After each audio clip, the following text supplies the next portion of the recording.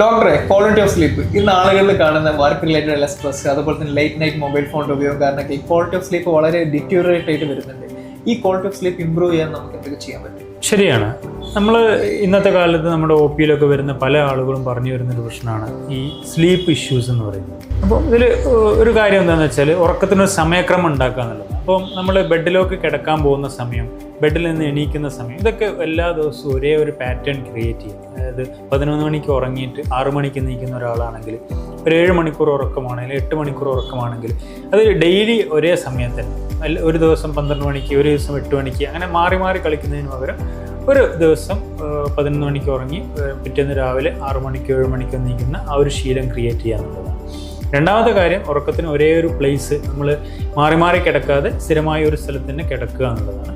മൂന്നാമതൊരു കാര്യം, നമ്മുടെ ഇന്നത്തെ സമൂഹത്തിൽ അനുഭവിക്കുന്നൊരു പ്രശ്നമാണ് ഗാഡ്ജറ്റ്സിൻ്റെ ഒക്കെ അമിതമായ ഉപയോഗം ലേറ്റ് നൈറ്റിൽ.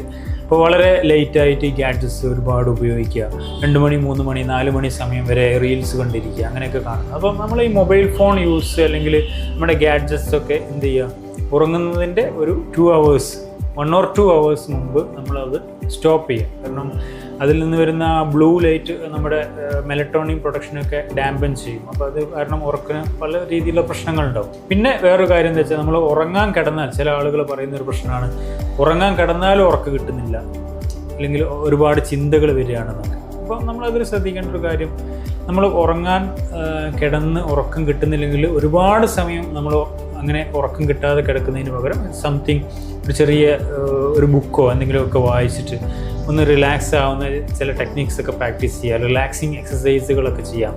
ഉദാഹരണത്തിന് നമ്മൾ മസിൽ റിലാക്സേഷൻ ടെക്നിക്കൊക്കെ വേണമെങ്കിൽ ഉറങ്ങുന്നതിൻ്റെ തൊട്ട് മുന്നേ ഒന്ന് പ്രാക്ടീസ് ചെയ്യാം. അല്ലെങ്കിൽ മെഡിറ്റേഷൻ, മൈൻഡ്ഫുൾനെസ് ടെക്നിക്സുകൾ, ബ്രീത്തിങ് എക്സസൈസുകളൊക്കെ ചെയ്യാം. അപ്പോൾ നമ്മൾ കുറച്ച് റിലാക്സ് ആവും, എന്നിട്ട് പോയി നമുക്ക് ബെഡിൽ കിടക്കാം. പിന്നെ ഒരു കാര്യം നമുക്ക് ചെയ്യാൻ പറ്റുന്നത് എന്താണെന്ന് വെച്ചാൽ, നമ്മൾ ചായ, കാപ്പി അങ്ങനത്തെ കാര്യങ്ങളുണ്ട്, കുറച്ച് എക്സൈറ്റ്മെൻറ്റ് വരുന്ന ടൈപ്പ് ഡ്രിങ്ക്സ് അല്ലെങ്കിൽ സോഫ്റ്റ് ഡ്രിങ്ക്സ് അങ്ങനത്തെ സാധനങ്ങളൊക്കെ, അല്ലെങ്കിൽ ചോക്ലേറ്റ് അങ്ങനത്തെ കാര്യങ്ങളൊക്കെ നമ്മൾ ഒരു ഈവനിങ് ടൈമിൽ അത് സ്റ്റോപ്പ് ചെയ്യാം.